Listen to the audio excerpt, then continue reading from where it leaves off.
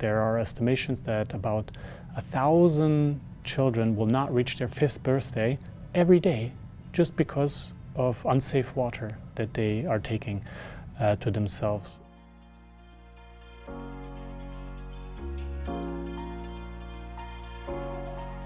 I heard there's something new going on in ESG at thyssenkrupp nucera. Let's take a look.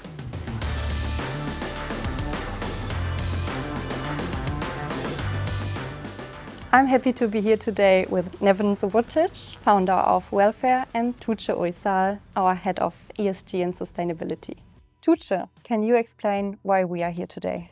Of course, I'm very happy to introduce the newest partnership we have with Welfare. Hello Neven, thank you so much for joining. And we have some exciting things coming up. Neven, many people know you from your football career, but already back then you started your foundation. Why? Well, that was 13 years ago, and during that time I had been volunteering at other organizations, and I saw some things that I thought they were doing right, and other things where I thought, I want to do something different. One of the main things was the fact that we believe every person has sort of the same value, everybody's the same, and ultimately we do a lot for people locally, but we don't do it internationally. So why is that the case, and what can we do to address that? And that's how I followed up on defining the goals, which is to ensure that all the people in the world have safe water and sanitation, because it is an important human right, but we have a tenth of the population that does not have access to water and sanitation, so we want to focus on that. Why is welfare so important to you?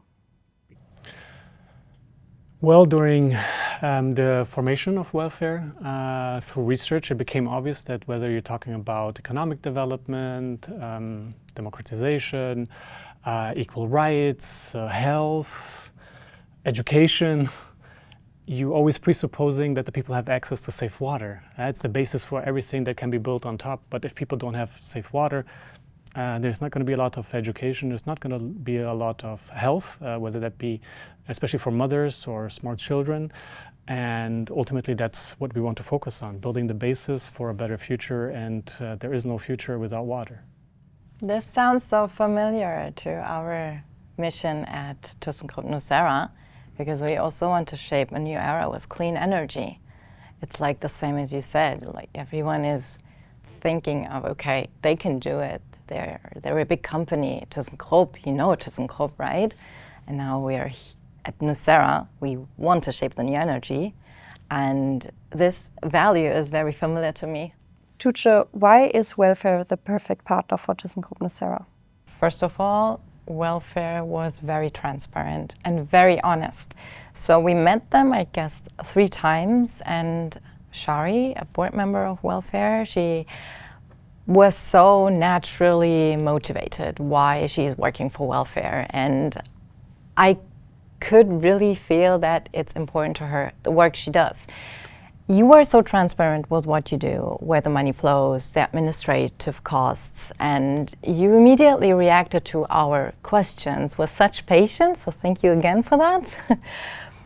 And then the decision was easy for me because my gut feeling was right, and we basically have a neighbor as a partner, so we're both based in Dortmund, and it just felt right. And the board approved it, my boss approved it, everyone was very happy that we have a also former soccer player who played for the biggest club in Dortmund, so it was just a perfect match. Yeah, from our side was the same. We were very excited about the fact that it's a neighbor. We can just get into short contact and also have a personal connection. Certainly there is overarching symbiosis on the organizational perspective. So what thyssenkrupp nucera is doing is contributing to a sustainable future. The same is for us. Different means, but the same goal. And I think that's what is really uniting. In the end, it's obviously people talking to each other, gaining trust, and I think that's also where we had a phenomenal match, and we're very thankful for that partnership, which for right now will entail the first 2 years, and we are sure that the future that thyssenkrupp nucera has is a very positive one, and we not only pray but also hope for the fact that their goals come true, because with their goals being achieved, they are contributing not just to their primary means and their primary processes and products to a sustainable future, but through the partnership also more so for civil society, and I think that's an important thing. I'm very, very, very happy about the fact that we have entered this partnership with for 2 years, as you said, and we will donate 25,000 euros a year for this year's goal to build 2 wells, one in Tanzania and one in Ethiopia, and we are very excited about this journey. Yeah, and then upcoming, I mean, that's what you talked about in terms of transparency. It's important for us to also not just show there's money being invested, but there's projects being realized, and hopefully we can then have some people from your team also come and visit and really understand, what it's about. Because the more we speak about things, we talk about technology and partnership. Ultimately, it's about people, that we're doing this for, and once that becomes clear, it's really the most beautiful thing. So I'm looking forward to that. Yeah, and there was also one big pro argument that our employees can really see and feel on site during a project trip, which you guys organize, what they're doing. So it's not just, okay, we're donating money and here you go, build 2 wells, but you're giving us the opportunity to have one employee with them on the project trip for a week and see how the well is being built. And I think this is the most transparent thing that you can do. Yeah, we're looking forward to it. We do. Thank you for these insights. But can you explain a little bit more, like it's welfare? What does that mean? So welfare, the way we speak it, means securing the basic human rights. How we actually do it is through providing financial and technical support through our partners in East Africa, namely in Ethiopia, Kenya and Tanzania, with the aim of providing water facilities and sanitation facilities, and that in rural areas. So not in the cities, in urban areas, but in rural areas, because they are highly underserved. Yeah, it's done within communities, within schools, and within health clinics. So these are the most some of the first structures that are built up in some of these rural communities, and it's important for us to provide a safe day, especially when thinking about children that are going to school. They should have safe water to drink, to clean themselves with, but also have sanitation, because you can imagine that if you or I would be going to a facility every day, spending hours there, we probably need a sanitation facility, and the children do that, require the same. And we see that in many of the regions that we are active, that's not the case. Yeah? These facilities are missing, and ultimately the question is who's gonna provide it. We can hope that the government will do it, but the governments are underfunded. They don't have sufficient funds to conduct all these measures, and civil society, and obviously the private sector is then being asked to take this challenge, and we're facing it heads on. So I think one of the most basic examples is, if you imagine you wake up every day and you're out and about for 6 kilometers, which may be many hours that are lost each day just to fetch water, and that water is not even safe. So if you're a mother or you're a child, that time can be invested into something that's not just better for your health, but maybe better for your education, because instead of going to a far distant water source, you could be going to school and improving your future. And through clean water that's directly in your community and in your school, you can build yourself a better health, and through that, a better future. And so that's how these things are combined. It saves a lot of time, and it builds better health. The other fact, if you look at what are some of the negative outcomes if people don't have access to safe water, we see that especially small children, babies, are prone to disease, and they cannot combat this. Yeah? There are estimations that about 1,000 children will not reach their 5th birthday every day just because of unsafe water that they are taking to themselves. that is difficult to grasp.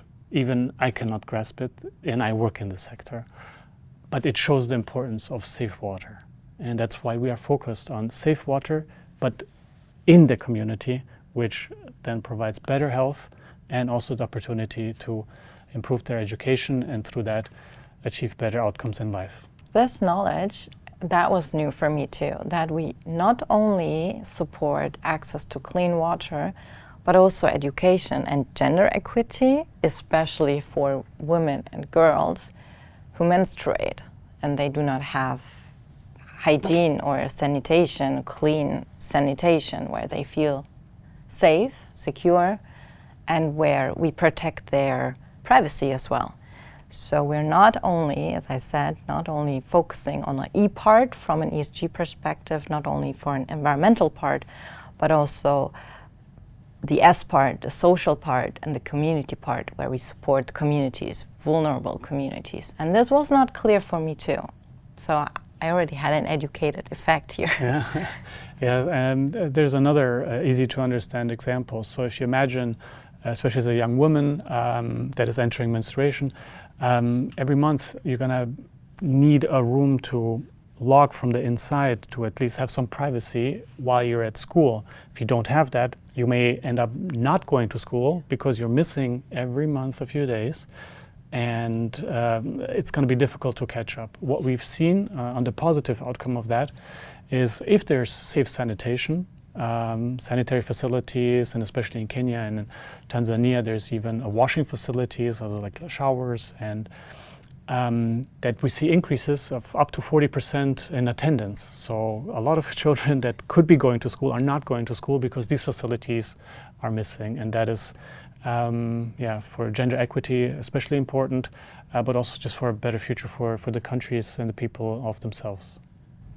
And also what we do at thyssenkrupp nucera is, yes, we do have this partnership now, but we also want to show employees what they can do.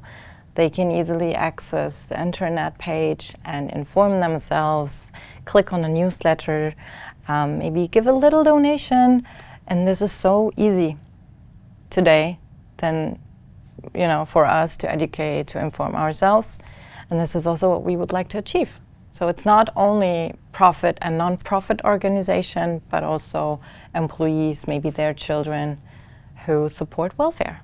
Yeah, we'll do our best to provide the information that you need so that the staff can be informed, and with that information support us in advocacy, in bringing awareness to this issue, and also bringing awareness to the fact that there are solutions out there. We don't have to invent things. In our case, we can really just stick to what's there, and hopefully we see a lot of support also from the staff side. So, to make it short, welfare builds wealth and thyssenkrupp nucera brings in support, and together we create real impact. Thank you both for sharing that.